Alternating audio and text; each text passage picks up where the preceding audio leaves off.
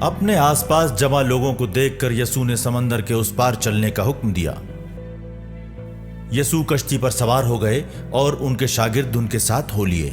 اسی وقت سمندر میں یکا یک زبردست طوفان اٹھا، کشتی لہروں سے ڈھکی جا رہی تھی، لیکن یسوع سو رہے تھے۔ شاگردوں نے قریب آ کر انہیں جگایا اور کہا، خداوندا ہمیں بچائیے، ہم ڈوب رہے ہیں۔ یسوع نے ان سے کہا، کمزور ایمان والو، ڈرتے کیوں ہو؟ اور انہوں نے اٹھ کر ہوا اور سمندر کو ڈانٹا اور سب کچھ خاموش ہو گیا۔ اس پر وہ لوگ حیرت زدہ ہو کر بولے، آخر یہ کون ہیں؟ ہوا اور سمندر بھی ان کے فرما بردار ہیں۔